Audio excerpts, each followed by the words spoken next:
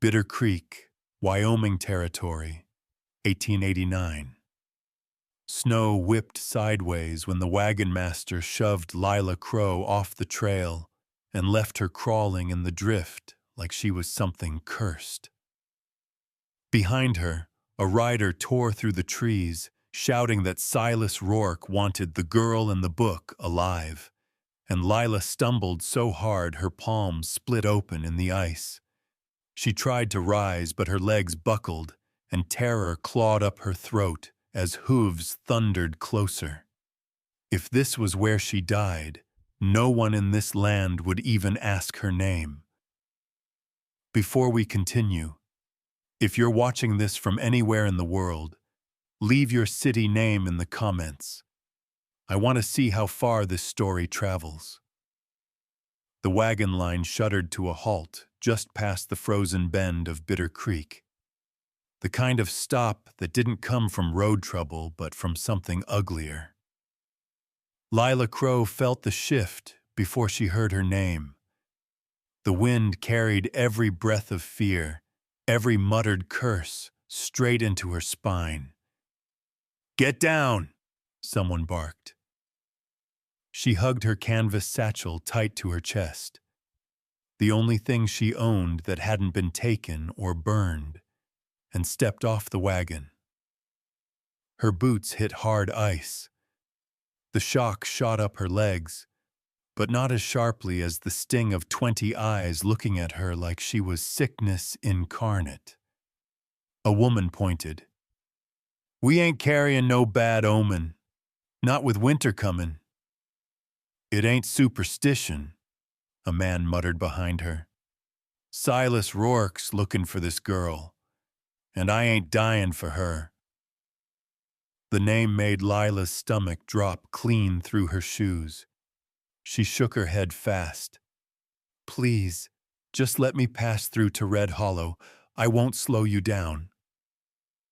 A boot came down on the hem of her skirt, stopping her cold.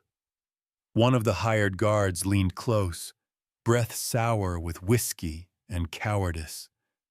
"Silas pays real good for a girl who runs with a satchel like that." He yanked the bag. Lila jerked back with a small, broken gasp. Her fingers locked around the strap until the bone in her wrist screamed. "Let it go," he hissed. "Ain't worth your life." "It's all I have," she whispered. And it was. Her father's notebook, his maps, his death, everything Silas wanted. A shove caught her shoulder. Lila stumbled to the ground, palms scraping ice and rock. A few folks winced, but no one stepped forward. People in Bitter Creek wagon trains didn't risk themselves, not when Silas Rourke's shadow was involved. Someone spit in the snow. "You should have never come with us. Girl like you brings trouble." "I didn't bring anything," she said, breath shaking. "I'm just trying to get away." "No one gets away from Silas," the guard snapped. "Not alive." The wagon master flicked his reins. "We're moving out. Leave her. Maybe she'll turn his anger elsewhere." The last wagon lurched forward. Wheels churned snow into a dirty spray as the line rolled away without a backward glance. One woman looked over her shoulder, fearful, apologetic, then dropped her gaze and let the distance swallow them both. Lila stood alone on the roadside. Silence pressed against her ears until she could hear her own pulse. She hugged the satchel to her chest and forced air into her lungs. If she stayed here, she'd freeze or be found.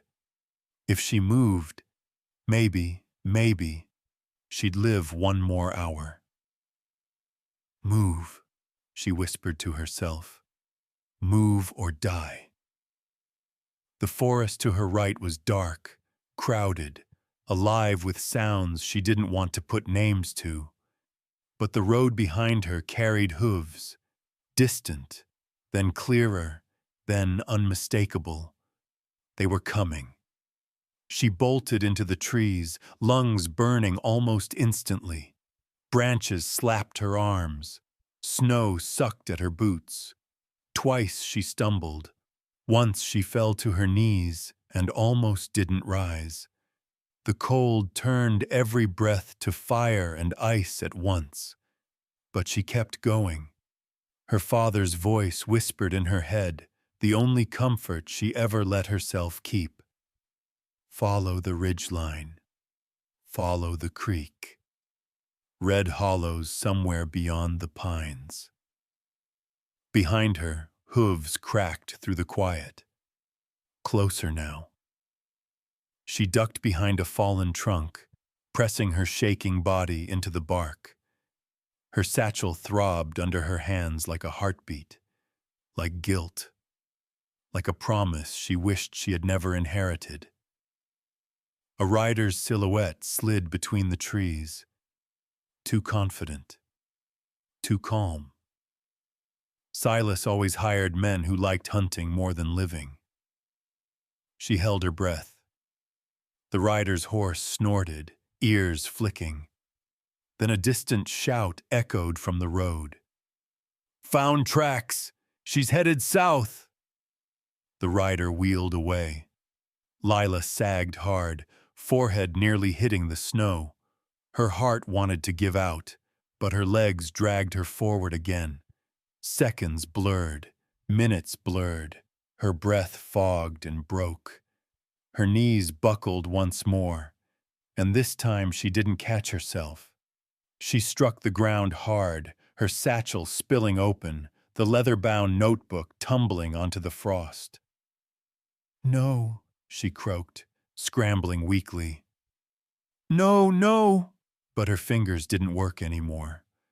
Her vision tunneled. A ringing sound filled her ears. She curled around the notebook, trying to shield it with the last scrap of strength she owned. Hoofbeats again, different this time. Slower. Careful. A voice deep and steady cut through the blur. "Ma'am, you're hurt." A shadow knelt beside her. Warm hands tucked a blanket around her shoulders. "Easy. You're safe now," he said. She tried to lift her head. All she saw was a dark coat, a steady jawline, eyes that didn't look away from pain. Her lips moved without sound. He leaned closer. "Name's Zeke Carter. I've got you." Her vision dimmed, and before the dark took her, she thought, just for one fragile second, that maybe she'd finally run towards someone instead of away. Lila woke to warmth she didn't trust. A low fire crackled somewhere near her feet, and heavy wool lay across her shoulders. For a few breaths she didn't move, afraid any shift would prove it was nothing but another fever dream born of fear and cold. But the heat didn't fade, and neither did the deep, steady voice she'd heard before that the darkness swallowed her. "You're awake," the man said quietly. Lila forced her eyes open. A cabin ceiling greeted her. Rough beams, patched seams, the scent of pine smoke woven into the walls. She blinked slowly and found the man sitting beside the cot, his hat resting at his feet, elbows on his knees like he'd been sitting watch for hours. Zeke Carter. Up close, he looked even more solid than before. Broad shoulders, dark skin warmed by firelight, eyes that carried storms he didn't speak about. A man shaped by too many winters and too many ghosts. Lila tried to sit. Pain clawed up her ribs. "Easy," Zeke murmured, placing a hand near her shoulder but not touching her. He was careful like that. Steady, deliberate, making sure she knew he'd never lay hands on her without permission. "You collapsed near the ridge," he said. "Looked like you'd been run near dead." She swallowed hard. Her throat felt raw. "Thank you for stopping." He didn't shrug it off or pretend it wasn't a big deal. His gaze just softened a fraction. Didn't feel right leaving someone to freeze. She clutched the blanket tighter and realized something else.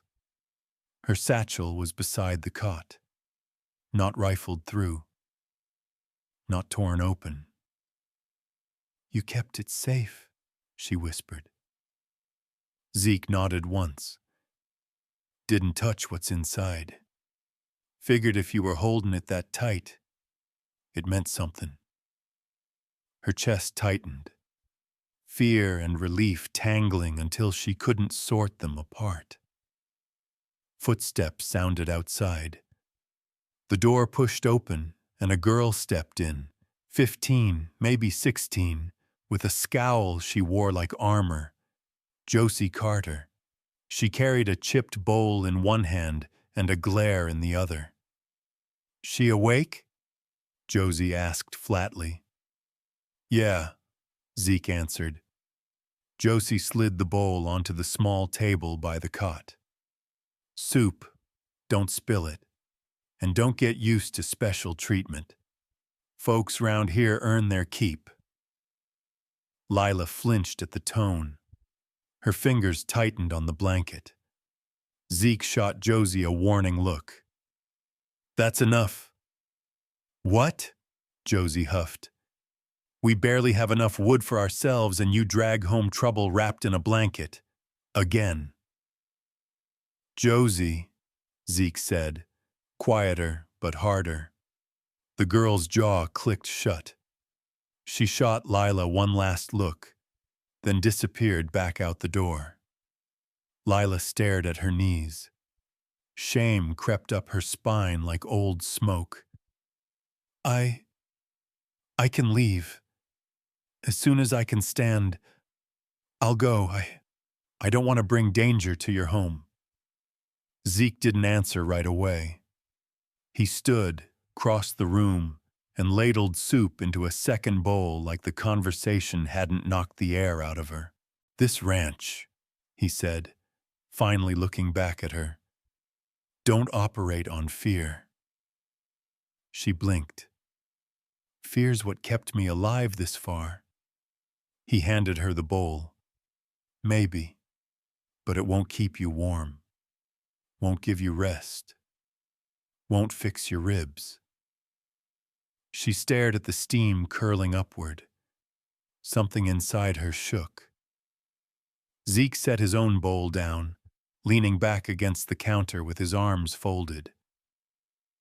"You don't owe me your story, but someone was chasing you hard enough to drive you into a snowstorm. I need to know how dangerous this is, for you and for us."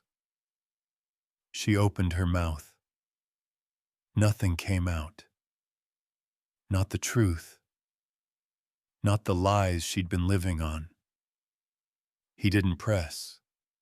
Didn't push. Just nodded once like he understood how words could cut deeper than bullets. "We'll talk when you're steadier."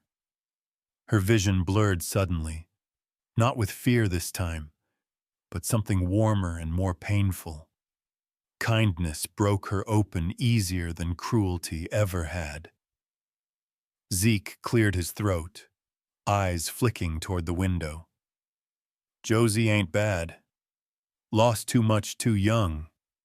Makes her sharp-edged." "I understand," Lila murmured. "I know you do." His voice softened in a way that made her chest ache. A gust of wind rattled the cabin door. Lila shivered despite the fire. Zeke noticed. He stepped closer, not touching, but near enough she felt his steadiness wrap around her like a second blanket. "You're safe here tonight," he said. She wanted to believe him, wanted to sink into that promise like a warm bed. But the memory of hooves chasing her through the trees clawed at her mind. "You don't know who's after me," she whispered. "I don't need to know," Zeke answered. "Not yet." "Why?" she breathed. His jaw tightened the way it does when a man speaks truth that costs him something. "Because no one deserves to be left out in the cold." Lila bowed her head, every brittle piece of her finally cracking. And somewhere deep in that breaking, a thin thread of hope slipped through, small, trembling, and real. Lila woke the next morning to the soft clatter of dishes and the low rumble of voices drifting in from the kitchen. The fire had died down to embers, but the blanket Zeke had tucked around her still held warmth. She lay still for a moment, listening, measuring the place the way a hunted creature measures every inch of new ground. Voices, a home, a door that wasn't barred. It felt unreal. She pushed herself up slowly, ribs throbbing. The room swayed, then steadied. Her satchel lay on the floor beside the bed, right where Zeke had set it. Untouched. Every time she saw it safe, her chest tightened with both relief and fear. Safety never lasted long in her life. She slipped her hand under her collar, fingers brushing the small blue star locket resting against her skin. It was cool, familiar, the only piece of her father she had left besides the notebook in her bag. It steadied her enough to stand. She followed the sound of voices into the kitchen.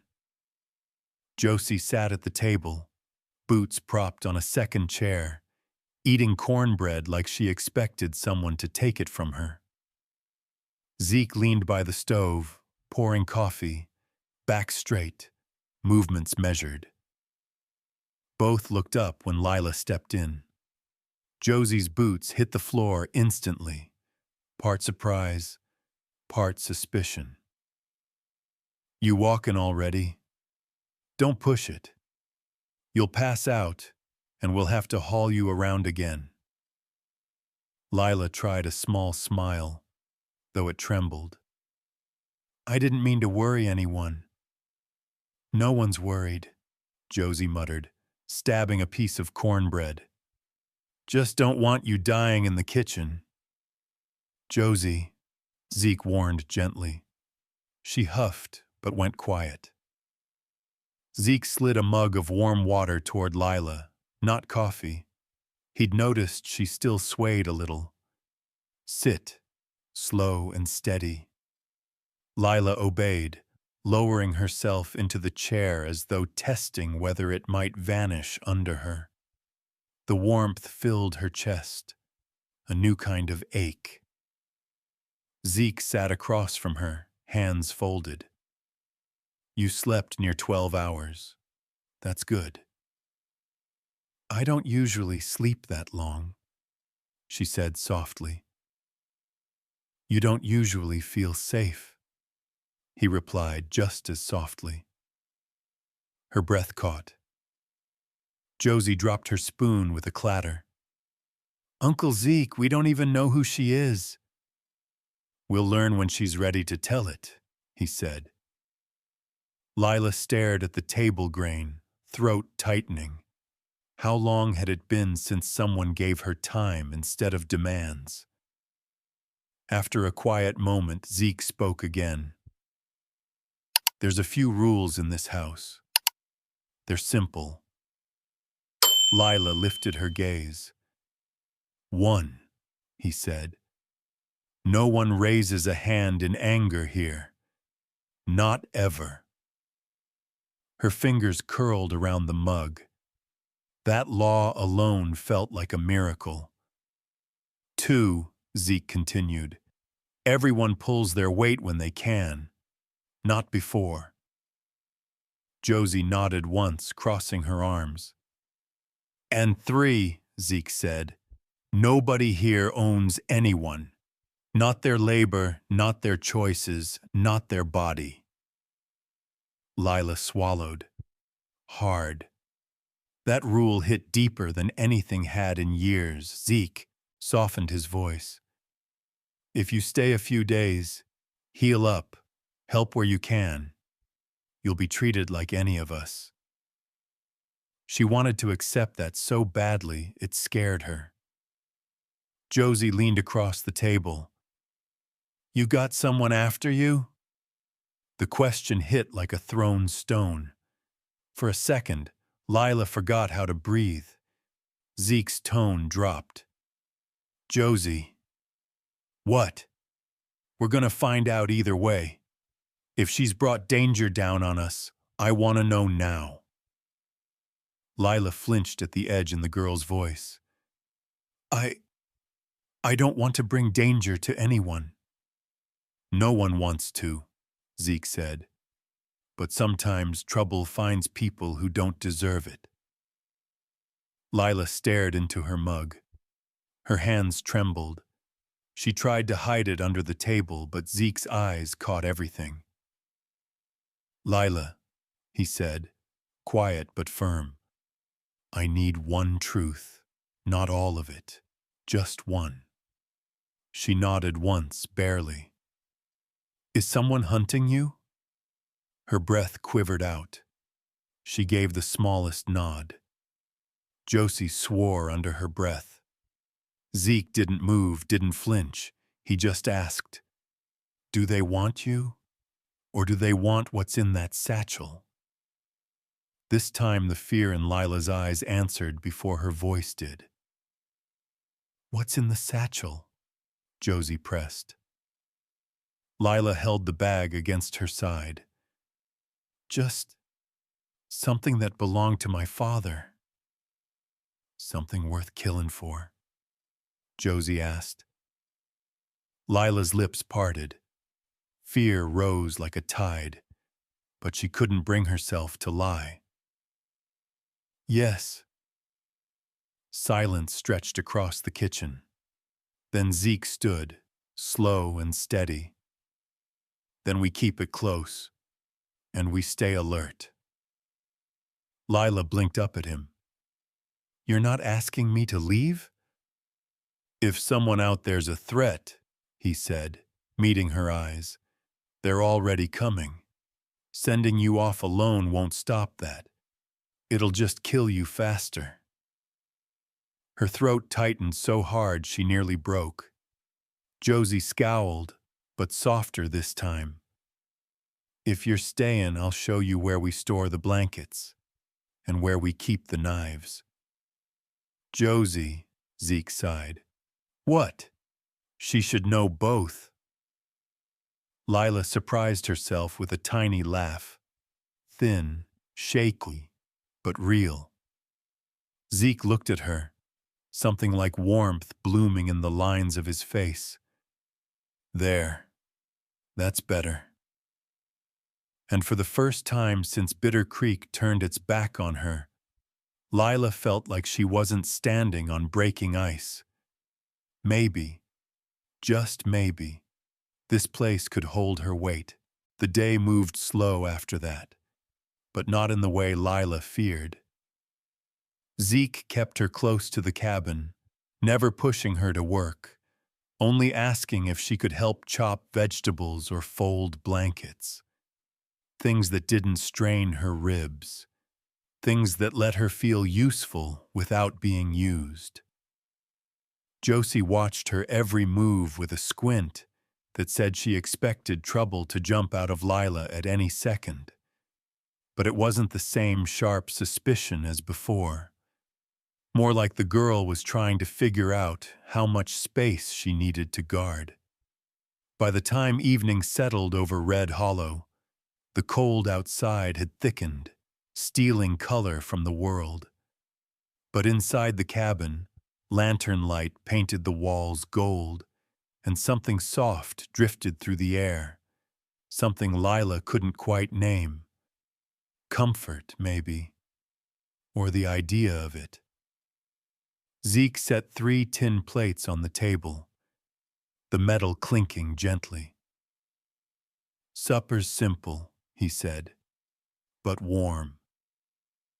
Lila stood beside her chair like someone unsure of her place. Old habits whispered that she should eat last, or standing, or not at all. But Zeke gestured calmly. "Sit. You're part of this table tonight." The word part landed in her chest with unexpected weight. She sat. Josie plopped down across from her, arms folded, eyes flicking from Lila to Zeke like she was keeping score of something. Zeke ladled beans and stew onto their plates, handing Lila hers with a nod. "Eat slow. Your ribs'll thank you." Lila bowed her head slightly in gratitude, though her smile trembled. She lifted a spoonful to her lips. The warmth hit her tongue, and her whole body flinched, memory striking faster than hunger. Zeke paused. "You all right?" She forced a breath. "I'm fine. Just not used to this." "You mean not being yelled at for how you eat?" Josie muttered. Lila froze. Zeke shot a sharp look at the girl. "Josie." Josie looked away, jaw tight, suddenly embarrassed. "I wasn't trying to. It's just, folks are cruel. Doesn't take a genius to see she's had enough of that." Lila's spoon shook. She hadn't expected the truth to feel heavier when spoken kindly. They ate in a quiet that wasn't uncomfortable, more like everyone was listening to something fragile settling into place. Lila tried to match Josie's pace, but old reflexes made her chew carefully, watching for any sudden sound or sharp glance. Zeke noticed. He set down his fork. "Lila," he said softly, "nobody's gonna rush you here. Take your time." Her eyes lifted, startled. Thank you." She hadn't realized tears were building until the room blurred. She blinked fast, hoping no one noticed. But Zeke always noticed. The moment stretched. Lila fought to breathe steady. Then, instinctively trying to fill the space, she said quietly, "I used to travel these valleys with my father. He said the land speaks if you know how to read it." Zeke's brow lifted. "Your father was a tracker?" "Not exactly." She hesitated, then continued. "He mapped water lines, routes, old claim paths." Josie leaned in despite herself. "You know this area?" "A little," Lila said, wiping her eyes quickly. "Enough to know the creek behind your ridge runs shallow before winter, and that the east trail gets muddy after snowfall, and the slope near your timberline." Zeke straightened. "Which slope?" Lila pointed toward the back window.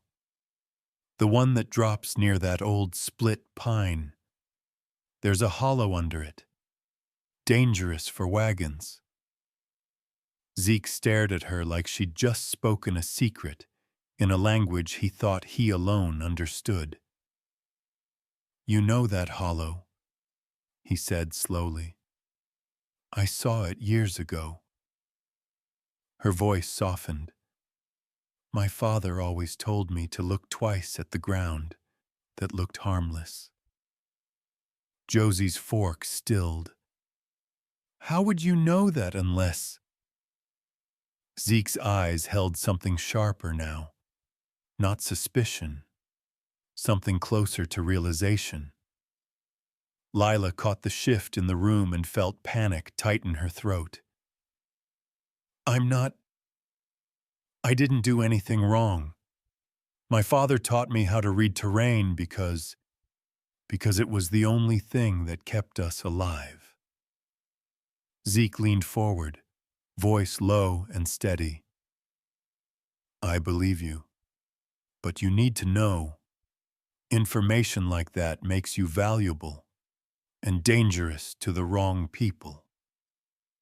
Silas's shadow flashed through her mind like cold lightning. She clutched her side, breath hitching. I never wanted any of it. I just wanted to keep him safe. Josie's expression softened at last, the slightest flicker of understanding. Losing someone will make you learn things you wish you didn't. Lila looked at her. Something unspoken passed between them. Empathy, the smallest seed. Zeke rose, clearing the plates, giving them space. Whatever you knew then, whatever you're running from now, you don't have to face it alone. His tone made her chest tighten painfully. Zeke, she whispered, I don't want to bring harm to Red Hollow. You being here ain't harm, he said. Harm is what was done to you. The words hit too deep. She gripped the edge of the table like it might hold her together. For the first time in a long time, she felt something she barely recognized. Warmth, but fragile, like it might break if she breathed too loud. Zeke caught her gaze and said softly, Eat, rest. Tomorrow's another day, and we'll face it when it comes. Lila nodded, silent, and somewhere in the soft gold of the lantern light, the first threads of belonging stitched themselves quietly into her bones, even as danger tightened its grip just beyond the pines. The next morning, Lila woke to the sound of saddles being tightened outside, and Josie muttering something about town fools and broken wagon wheels. The air in the cabin was sharp with cold, but Zeke had already stoked the stove and set out a small breakfast. Biscuits, a jar of honey, and a note in his slow, careful handwriting. Ride into Bitter Creek for supplies. You can come if you feel steady. Z. Lila stared at the note longer than she meant to. No demands, no threats, just a choice. It made her ribs ache in a different way. When she stepped outside, Zeke was adjusting the strap on the pack horse, shoulders broad and steady, breath fogging in the chilled air.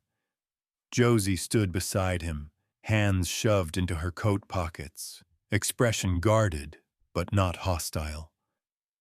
You're coming, Josie said. Not quite a question, not quite an order. Lila nodded. If Zeke doesn't mind.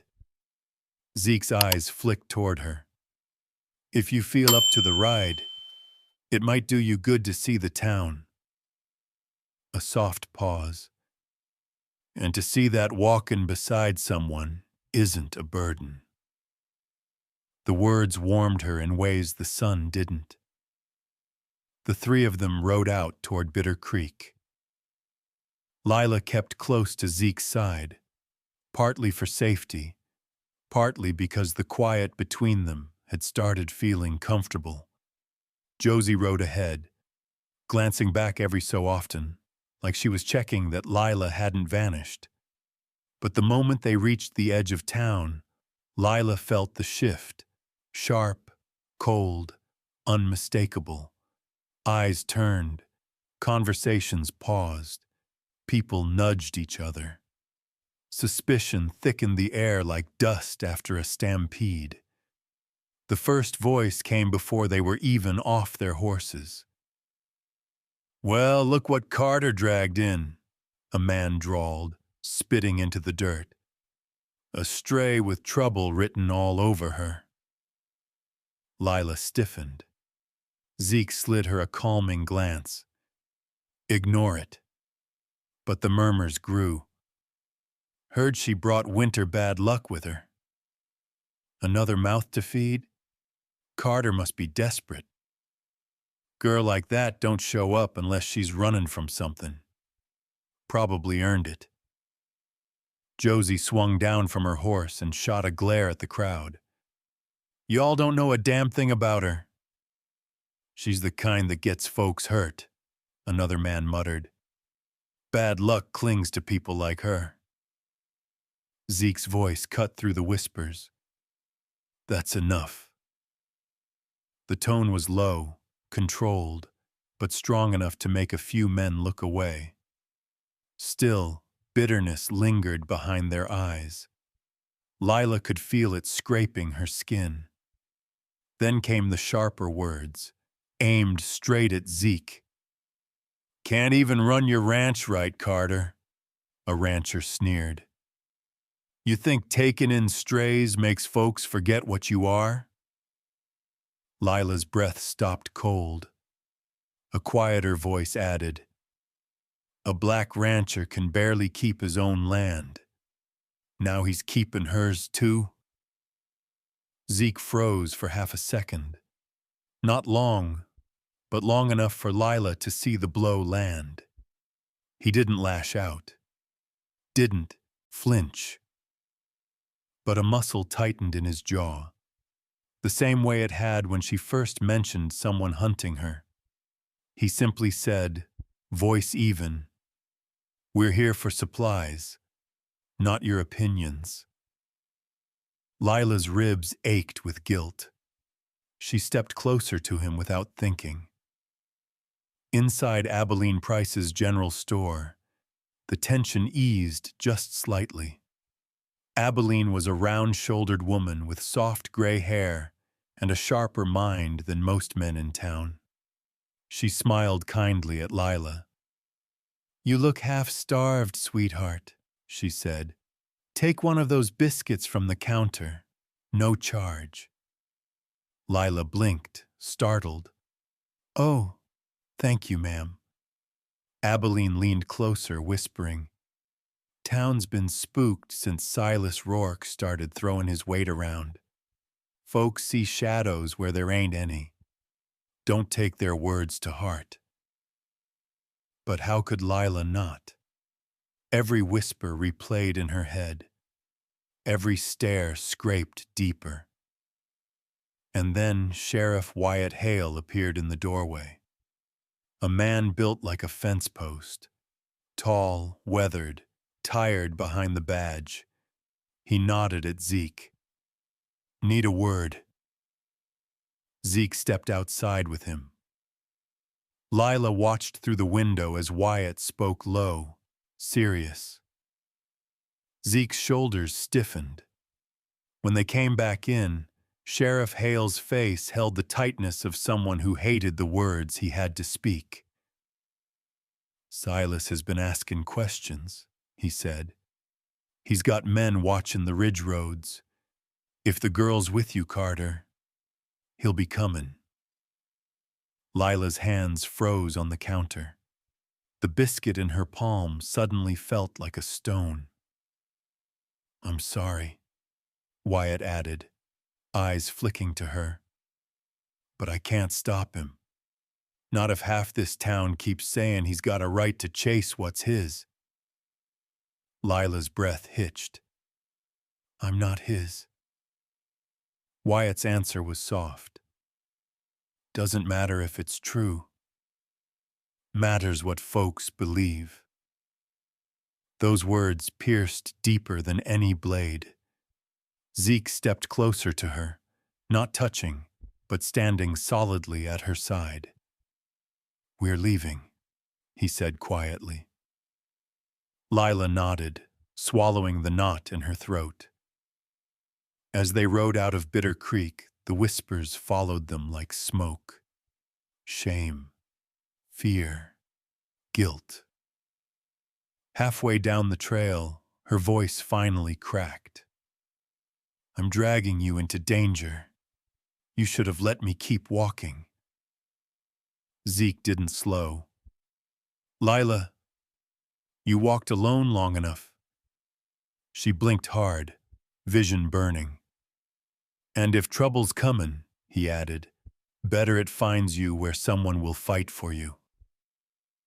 Her heart clenched. No one had ever said anything like that to her. And for the first time since Bitter Creek cast her out, she felt a tiny, trembling spark light inside her chest. Hope, fragile as breath. But hope didn't stop fear, because she knew with chilling certainty that Silas Rourke would not let this stand. He was coming, and Red Hollow would not be spared. Snow hadn't fallen yet, but the cold at Red Hollow felt sharp enough to slice. Zeke insisted they keep the day's work light, stacking split logs, repairing the fence line, checking the timber trail before winter storms hit. Lila offered to help, though her ribs still ached with every breath. "I can trim branches," she said, gripping a small hatchet. "I won't slow you down." Zeke studied her for a moment, measuring if this was bravery or a woman trying too hard not to be a burden. Maybe both. He nodded. "Stay close. If your ribs pull, you stop." Josie smirked. "He says that to me too. He just uses a grumpier voice." Zeke shot her a look. Josie only grinned wider. They rode out along the timber trail, the air carrying that biting quiet that came before winter storms. Lila took in every detail, the packed dirt, the thin line of frost where the sun hadn't yet touched, the trees leaning close like wary onlookers. She memorized routes by instinct. It was how she'd survived since her father died. Zeke walked ahead with the patrol mule, steps slow and sure. Josie followed, eyes sharp for movement. Lila worked the low branches, trimming dead limbs and stacking them neatly. The quiet wasn't uncomfortable. It was the kind that felt like the ranch breathing. But that breath ended the moment Lila's hand froze mid-swing. Hoofbeats, multiple, steady, unhurried. Zeke heard them next. He straightened, eyes narrowing toward the bend in the trail. "Josie, back." The girl immediately moved behind him, jaw tight but obedient. Lila's pulse thundered in her ears. She knew that cadence, too confident for a drifter, too smooth for a rancher. A man who believed the land already belonged to him. Then Silas Rourke appeared. He rode his dun-colored stallion like a throne, shoulders relaxed, hat tipped back enough to show the smug curve of his smile. His men fanned out behind him, 5 riders, all armed. Silas slowed to a stop, tapping 2 fingers to his brim as though greeting old friends. "Well now," he drawled, eyes drifting over each of them before settling on Lila. "Ain't this a sweet picture? The runaway, the orphan, and the fallen soldier, all playing house in the woods." Lila stepped back instinctively, fingers trembling around the hatchet handle. Zeke planted himself between her and Silas, voice low. "You're trespassing." "Aw, don't be like that." Silas leaned forward in the saddle. Used to be you and me saw the world the same way, Scout Carter. Lila's heart lurched. Scout. Not rancher. Not Zeke. A name from another life. A name she didn't understand. But Zeke's reaction told her everything. His shoulders locked, jaw tightening with a memory he'd buried deep. Silas smirked wider. Thought you died out in those border skirmishes. Turns out you've been playing hero instead. Josie stepped half a foot closer to Zeke. Don't talk like you know him. Little Josie, Carter, Silas said with mock sympathy. Growing up under a man who ain't even kin by blood. Shame what happened to your mama. Barn fires are... He flashed a sick grin. Unpredictable. Josie's breath hitched sharply. She stared at him like she could burn holes through his skin. Zeke didn't move, but something inside him snapped taut. State your business, he said. Silas stretched lazily in his saddle. I'm here for the girl and the bag she carries. Lila's throat closed. She hid the satchel behind her leg, though it was useless. Silas could smell fear like fresh blood. She ain't yours, Zeke said. Oh, she's something, Silas replied. Her daddy owed me. Land records, water rights. That little book she carries is full of mistakes he made. Mistakes she's about to pay for. Lila's knees wobbled. Silas, Zeke said, tone harder. Turn around. Silas laughed. Or what? You'll shoot me? Kill me in front of the girl you're trying so hard to impress? His gaze sharpened. Let's tell her why you really know this land so well. Tell her how you learned every canyon, every creek, every hideout. Zeke's fingers twitched near his belt. Not drawing, just bracing. Silas clicked his tongue. Fine. I'll tell her myself. He leaned forward, eyes glinting. Your hero there used to ride the borderlines clean as any scout. But he didn't just protect caravans. Sometimes he guided the wrong kind of folks, too. Folks who paid real well. Lila felt her stomach drop. Zeke's voice came low and steady. Enough. Silas ignored him. And when things got hot, he'd disappear, leave others burning. The accusation sliced through the cold air like a blade. Zeke didn't deny it. Not fast enough. Silas smiled like a man who just won a hand of cards. You keep hiding behind that rancher smile, Scout. But I know the truth. Get off my land, Zeke said. Silas's men shifted, hands drifting near their holsters. But Silas only tipped his hat. Not tonight. Wouldn't spoil the suspense. His voice dropped to smoke. But the next time I come, I won't be asking. He wheeled his horse and flicked the reins. The riders thundered past, their dust cloud rising like a warning. When the last hoofbeat faded, the world went silent. Lila clutched her satchel, breath shaking, tears stinging her eyes.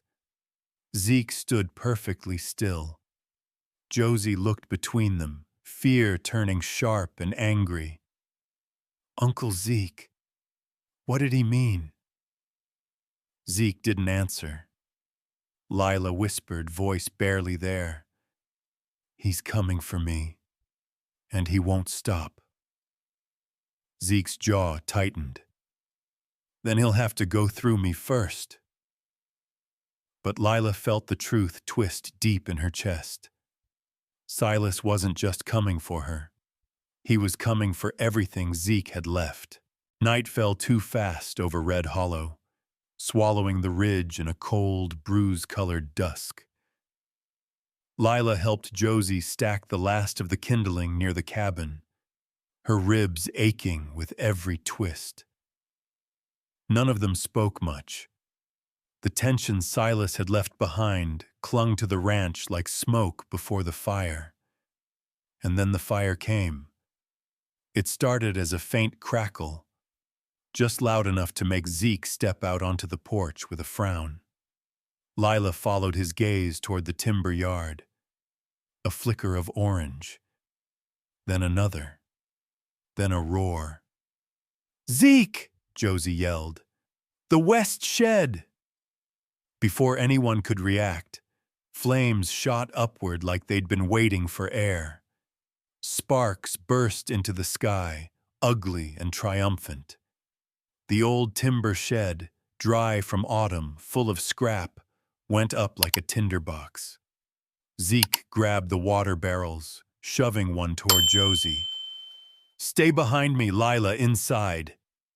"No," Lila said, voice thin but sharp. "I can help." "You're hurt," he snapped. "And you'll need hands," she countered. His jaw clenched, but he didn't argue.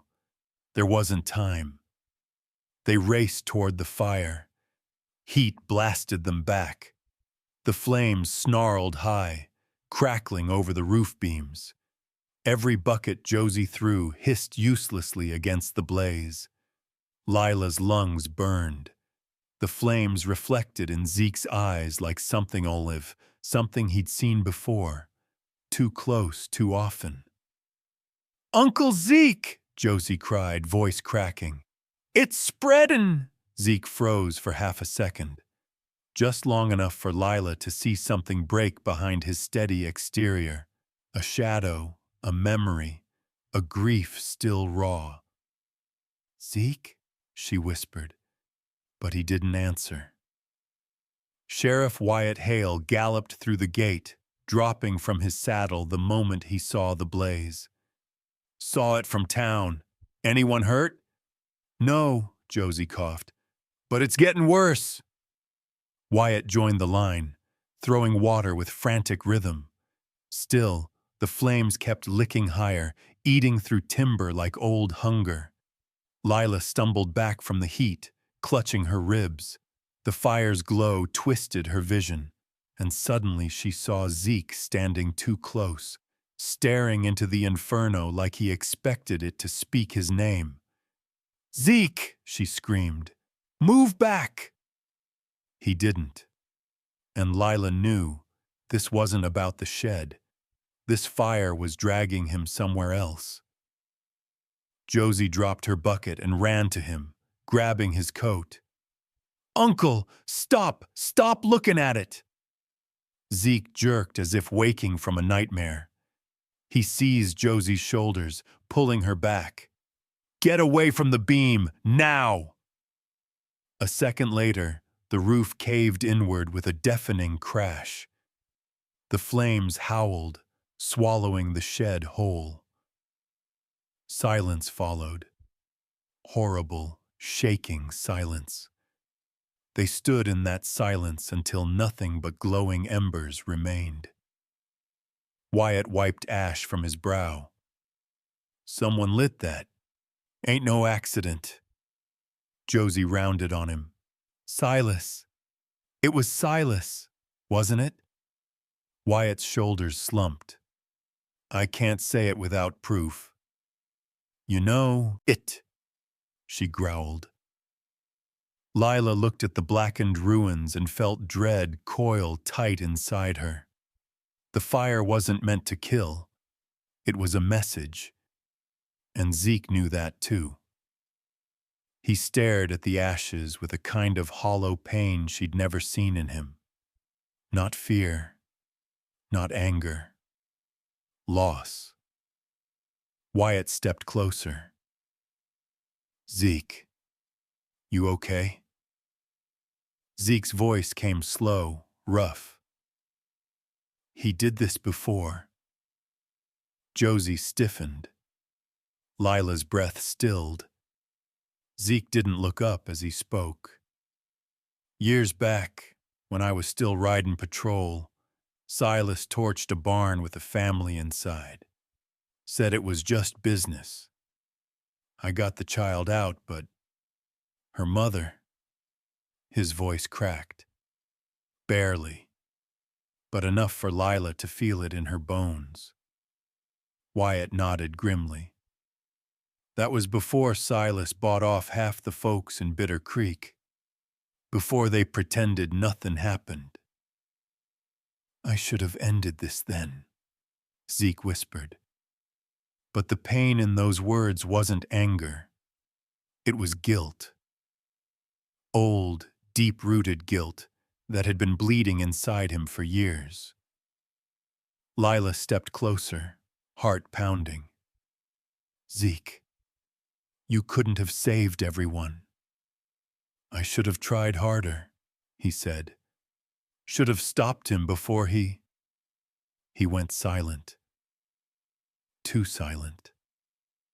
Lila's hand rose to her throat, fingers brushing the blue star locket beneath her collar. Every instinct in her screamed that this fire wasn't only about her father's death. Silas was targeting Zeke, too, and he'd been doing it for years. She felt the truth rising like a wave she couldn't outrun. Silas didn't just want the notebook. He wanted Zeke broken. Her eyes stung. Zeke, Silas isn't after just me. He looked at her then, really looked, and something raw passed between them. Shared danger, shared history, shared fear. Josie wiped her nose on her sleeve. If Silas wants a war, he'll get one. Wyatt's face hardened. You all need to be ready. This is only the first strike. The last ember hissed in the snow. Lila wrapped her arms around herself, trembling, not from cold, but from the knowledge settling heavy in her chest. The fire had burned more than wood. It had burned the last illusion that they were safe. And in the flicker of Zeke's haunted eyes, she knew this blaze had awakened something far more dangerous than Silas Rourke.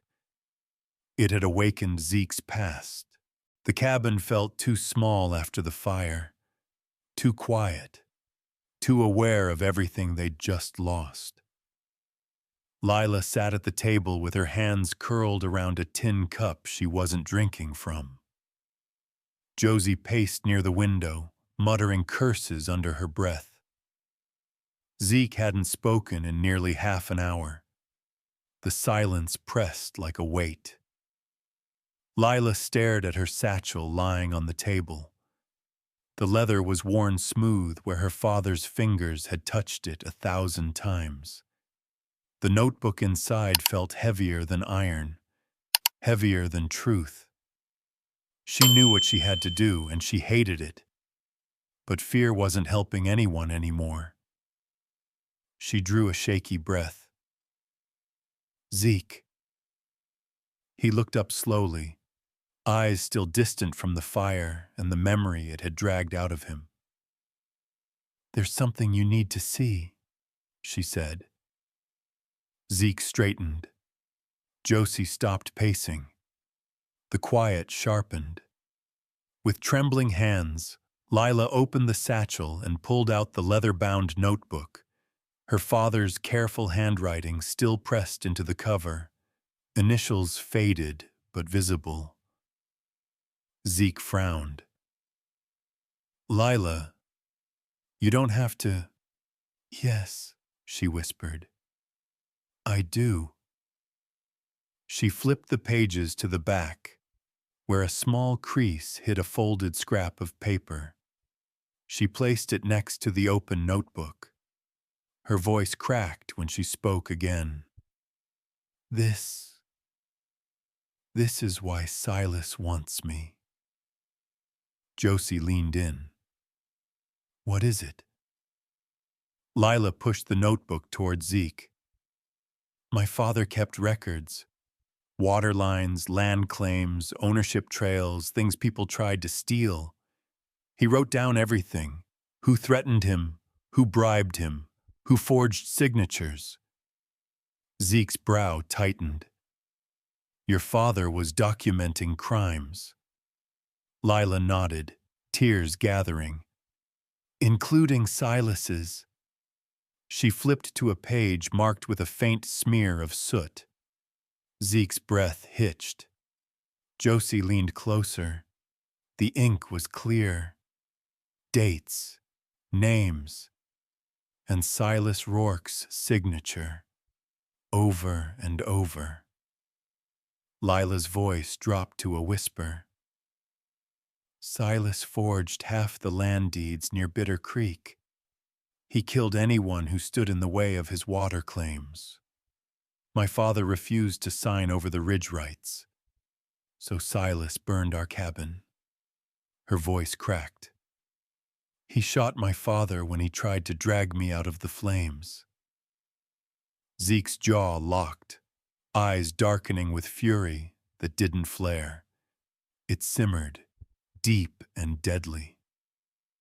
Josie whispered, Lila, I'm so sorry. Lila shook her head.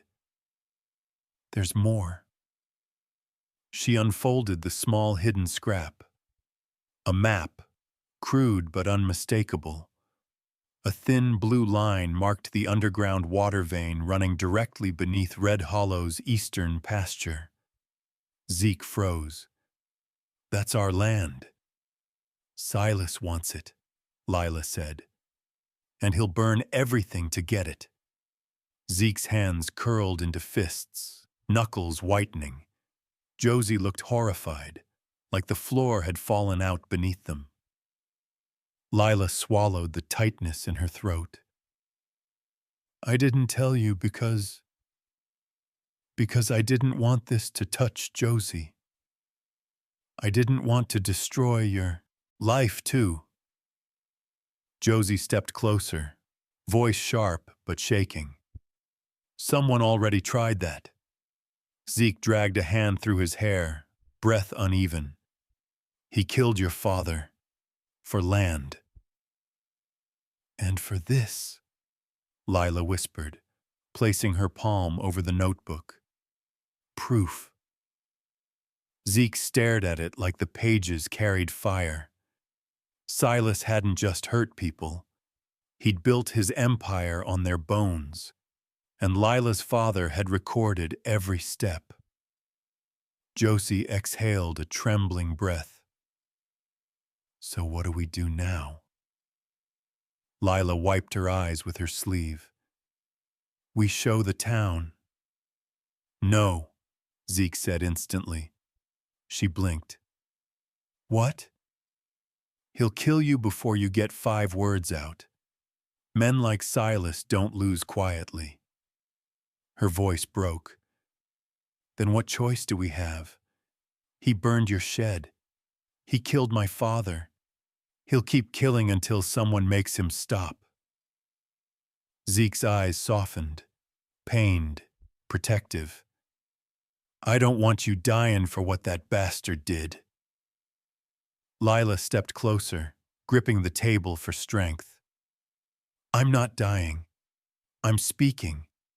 If I stay quiet, my father dies again. And so does everyone who trusts Silas's lies.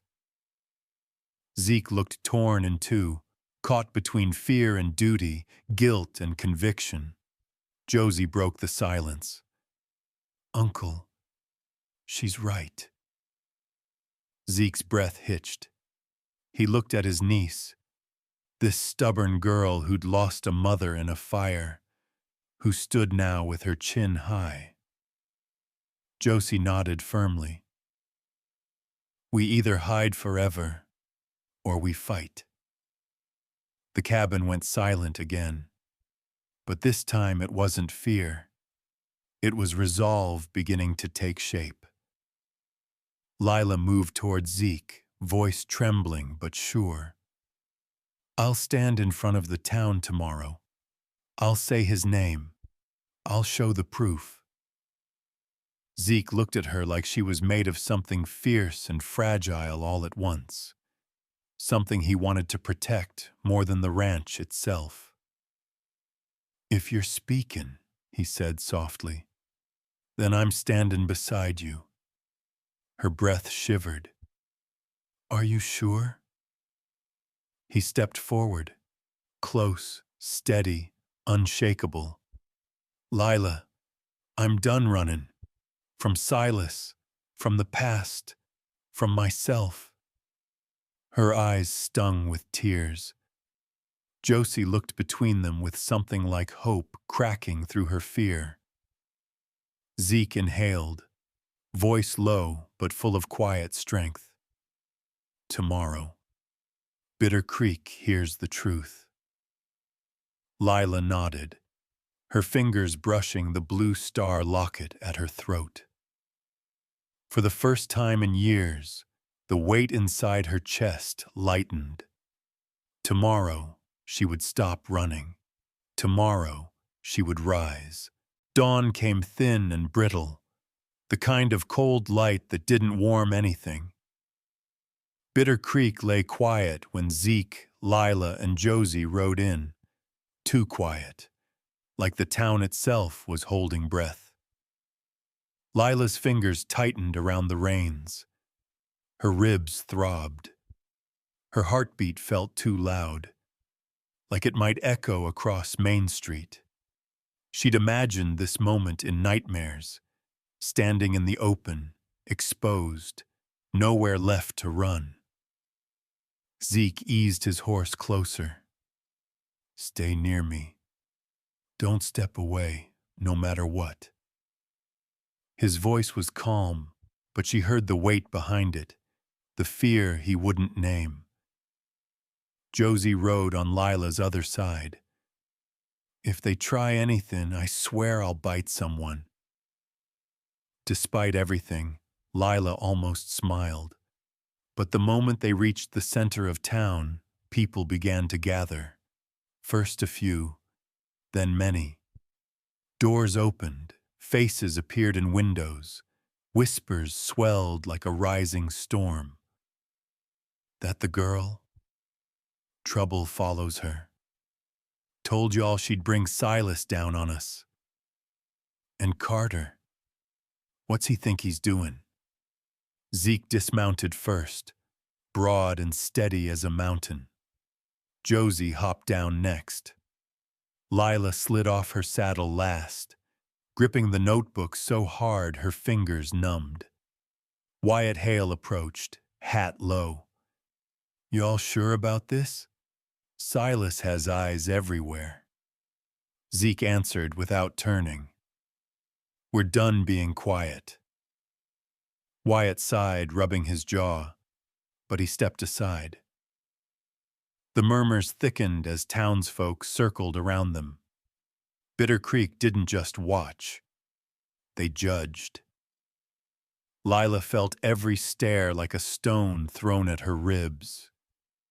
"Get her out of here. She's the reason Silas is coming. She ain't welcome. Make her leave before he burns the whole town." Lila flinched with each word. Old scars screamed. Her breath faltered. Then Zeke stepped forward. "Enough." The word cracked like a whip. Every voice died. Zeke stood tall in the center of the square, his coat dusted with frost, his jaw set with iron resolve. "If anyone wants to lay a hand on Lila Crowe," he said, voice carrying through the cold air, "you'll answer to me." Gasps rippled. Someone spat, "You protecting her? Why?" "Because she's under my roof," Zeke replied, "and because she ain't what you say she is." "That's what they all say," a rancher barked, "until Silas comes collecting." Lila's heart pounded so hard she felt it in her teeth. She hated being the reason Zeke faced this hatred. Hated the way the crowd looked at him, like he'd crossed a line by defending her. Josie moved closer to Lila, chin raised defiantly. "You want her? You'll take us, too." That only fueled the crowd. "She's cursed. She'll bring death. Give her to Silas and end it."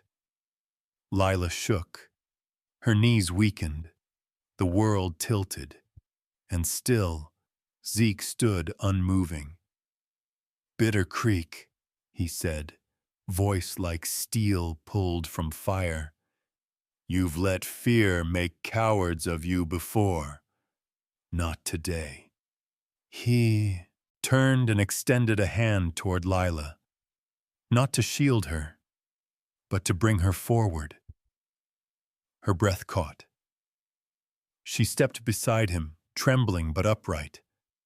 A collective murmur rose. Zeke nodded once. "Tell them." Her voice almost failed, but then she felt Josie's presence at her back and Zeke's steady warmth at her side.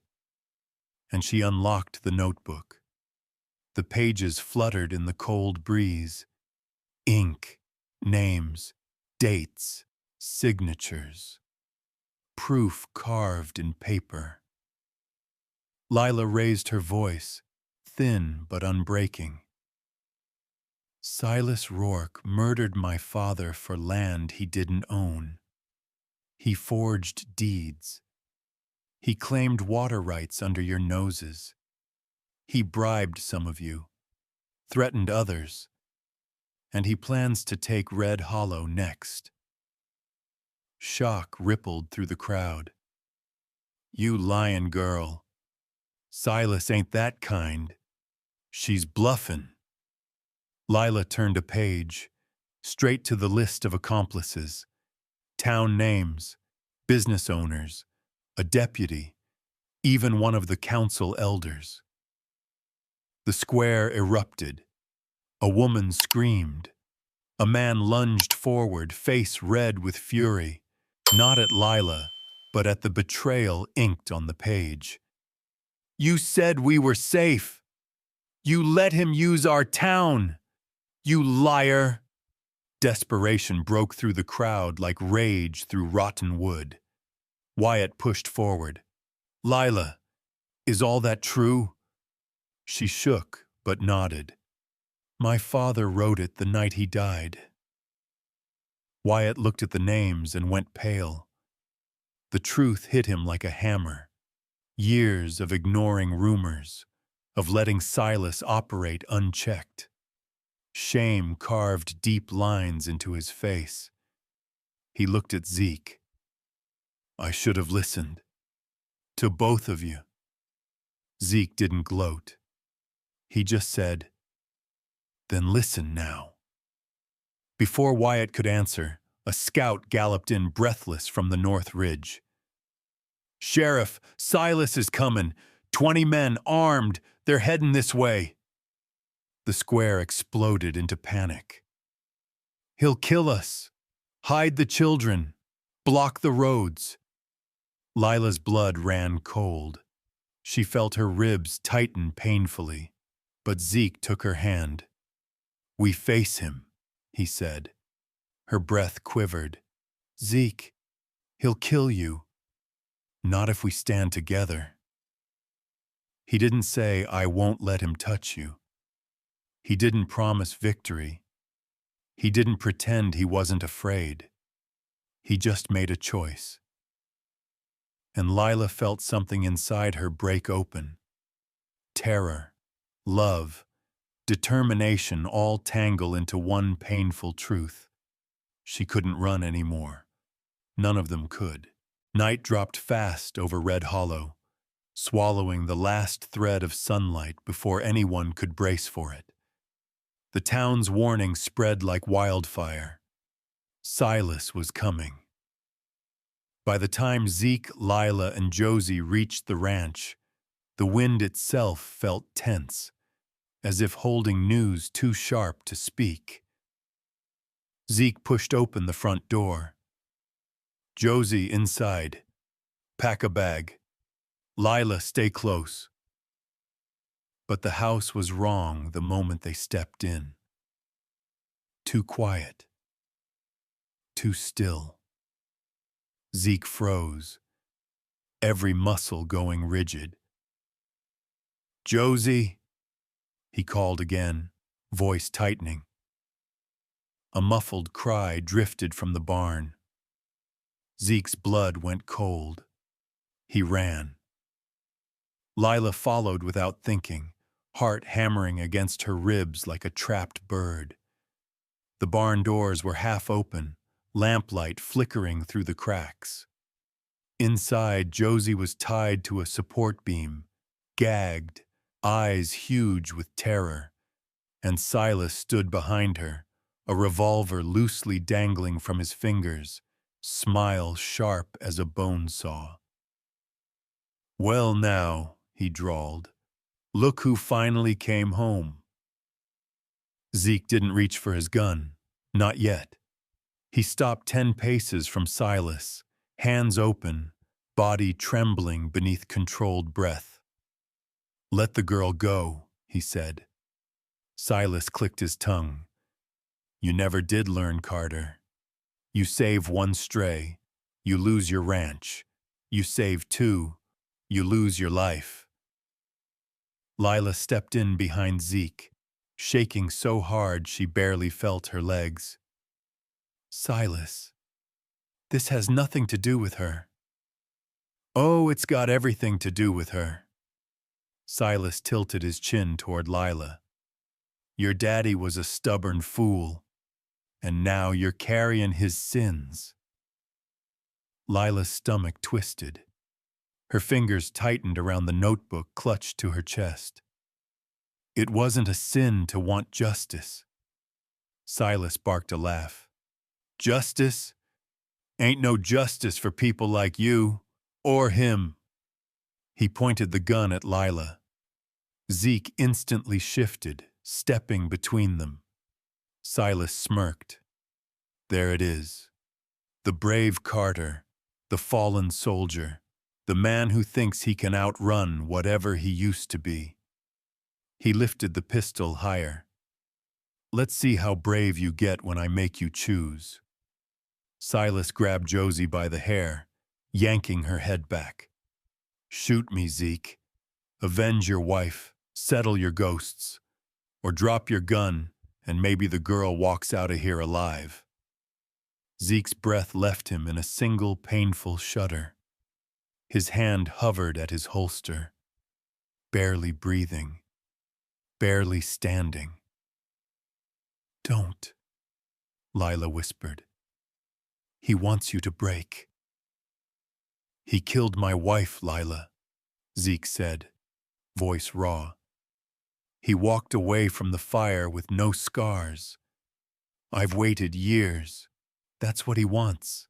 She cut him off, stepping beside him, her voice shaking but unbroken. "He wants you to die the way he lives, in hate." Silas's grin widened. "She's a talker now. Sweet little Runaway's got a spine." Lila stepped forward, straight into Zeke's line of fire. The move was instinct, not bravery.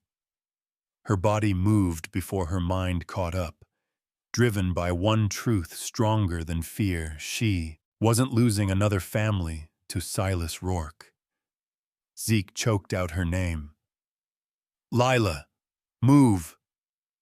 "No." She kept her voice steady, though her entire body trembled.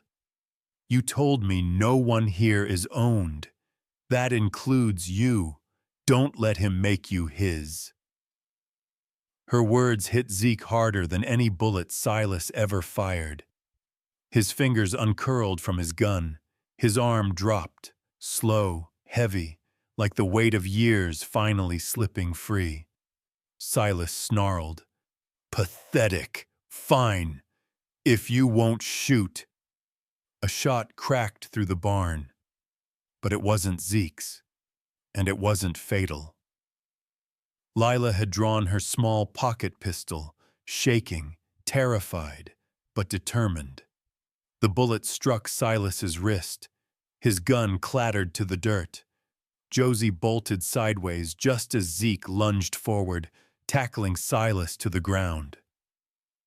The barn exploded into chaos.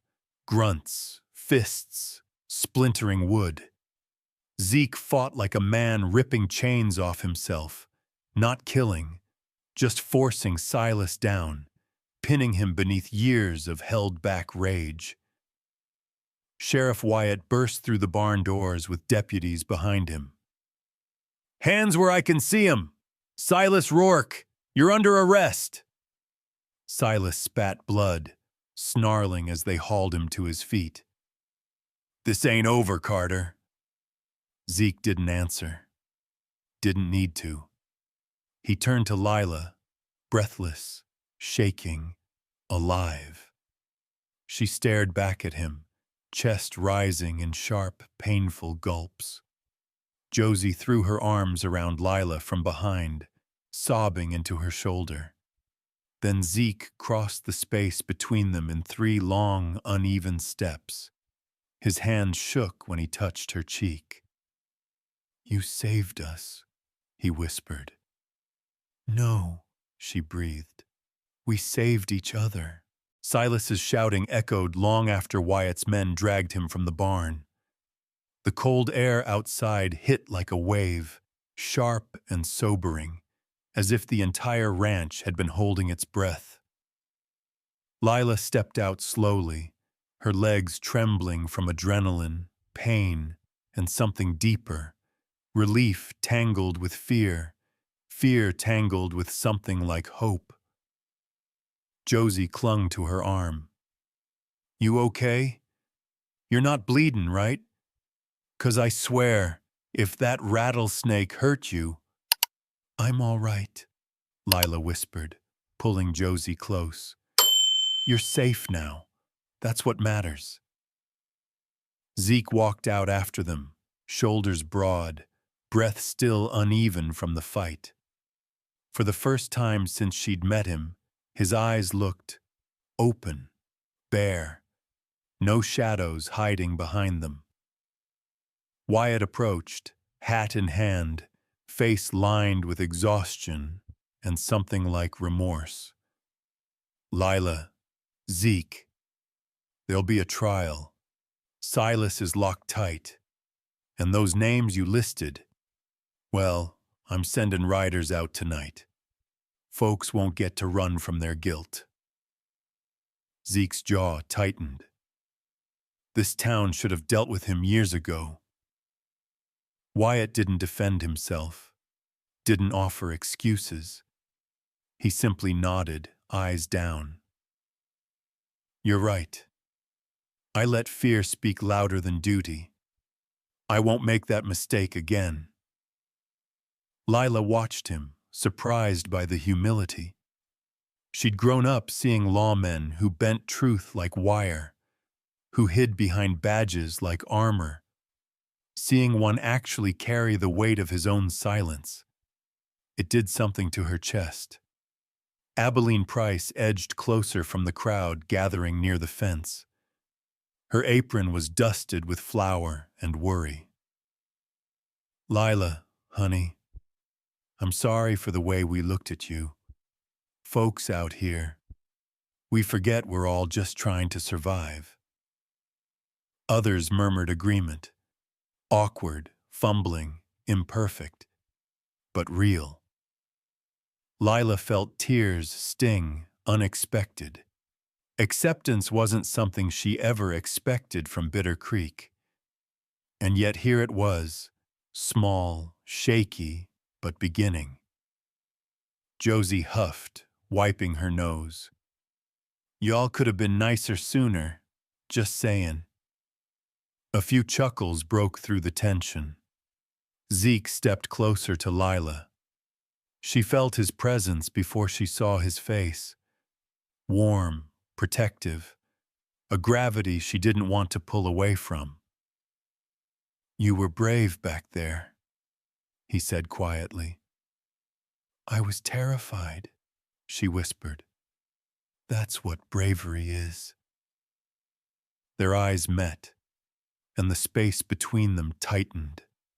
Something unspoken tugging forward. Something fragile but strong enough to rise after everything burned. Josie made a face. "Are you two gonna, stare at each other all night? 'Cause I'm hungry." Zeke nearly laughed, a short, breathy sound like he'd forgotten how. They walked back toward the ranch house together. Inside the kitchen, lantern light warmed the room, chasing away the night's violence. Josie went straight to the stove to find leftover biscuits. Lila lingered by the table, hands resting on the old wooden surface. Zeke stood a few feet away, watching, her with a hesitance she recognized. He looked like a man who'd been holding himself apart for so long, he wasn't sure he knew how to step forward. She took the first step. "Zeke, you didn't save me tonight because you owed my father." Her voice was soft but steady. "And I didn't step between you and Silas to be brave. I did it because this ranch matters. Josie matters. And you," her breath caught, "you matter." Zeke swallowed hard. "I don't know if I deserve that." "Maybe not," she said honestly. "But you're trying. And that's worth something no outlaw could ever understand." He stared at her a moment longer, eyes shining with something he didn't dare name. Then he reached out, slowly, like offering a promise he'd never given before. Lila laid her hand in his. Josie looked up from her biscuit. "Finally," she muttered. "I was about to push your heads together." They all laughed, quiet, tired, warm. Outside, the night settled without fear for the first time in years.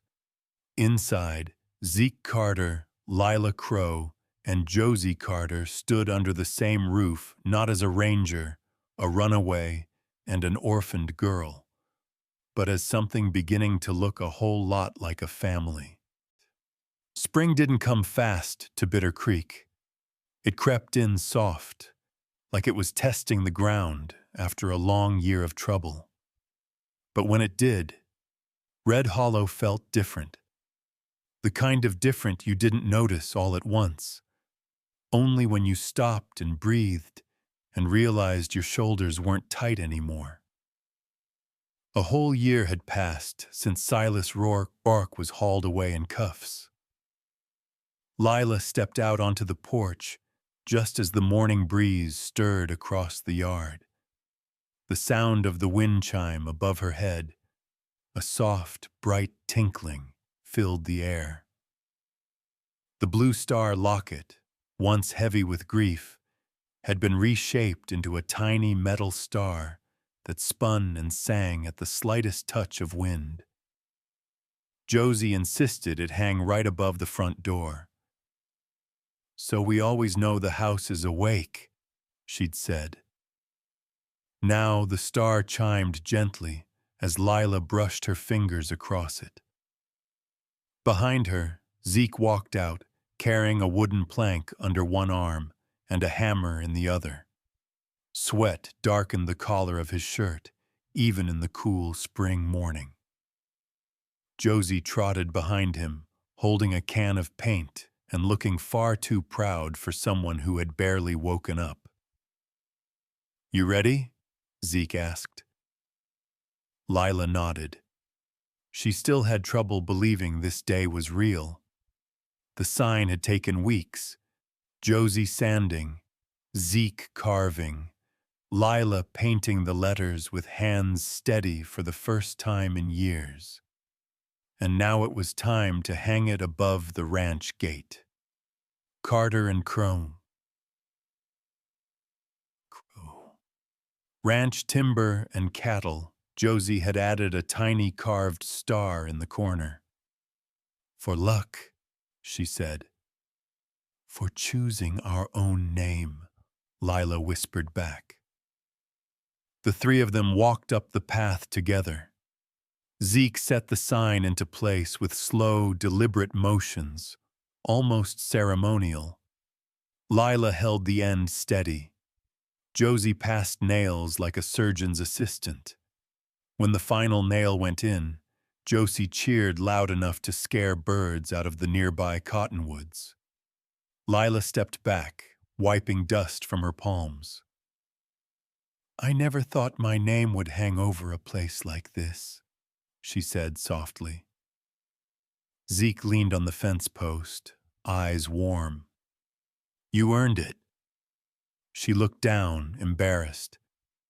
"I'm still learning." "Good," Zeke said. "Means you're living." They started back toward the house. Children from neighboring homesteads were already gathering by the porch.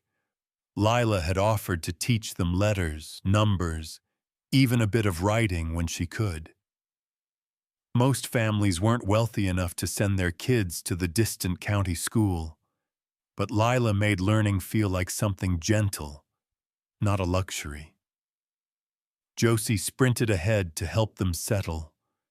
She'd grown taller, stronger, more talkative than she'd been a year ago. Fear had once lived behind her eyes like a wolf pacing. Now, it was just a memory. Inside the kitchen, Lila ladled oatmeal into bowls while Zeke filled the water bucket from outside. It felt like any morning. Simple. Ordinary. The kind of morning she used to think she'd never have again. Later, when the children were writing, their names in shaky, hopeful letters, Lila stepped out for a breath of air. The wind chime rang above her. She closed her eyes and let the sound settle inside her chest. Zeke joined her a moment later, wiping sawdust from his hands. "It still amazes me," Lila murmured. "How much can change in a year?" Zeke leaned against the railing. "A year ago, you were scared of living long enough to see tomorrow. And you were scared of letting anyone stand close," she added. He didn't deny it. He just exhaled, slow and honest. "I'm still learning too," he admitted. "How to stay, how to build instead of run." Lila's heart warmed so fully it almost hurt. She turned slightly to him. "I didn't come here because I needed safety," she said. "I stayed because I chose to." Zeke's gaze lifted, steady, warm, carrying a depth that had taken months to earn. "And I'm glad," he said, "because I chose you too." For a long, quiet moment, they stood side by side. No threats in the shadows, no enemies waiting at the ridge. Just the wind, the locket-turned chime, and the knowledge that healing didn't come from one moment. It came from choosing peace every day after. Josie burst out the door suddenly. "Lila! Zeke! You coming or not? These kids can't spell canyon without fighting about it." Zeke chuckled. Lila shook her head, smiling. They walked back in together. Three souls who had been strangers, broken in different ways, now building a life with soft hands, clear eyes, and steady hearts. Red Hollow Ranch felt full again, whole. And when the afternoon breeze swept through the porch, the blue star chime rang bright. A promise that this place, This family and this love would keep choosing each other.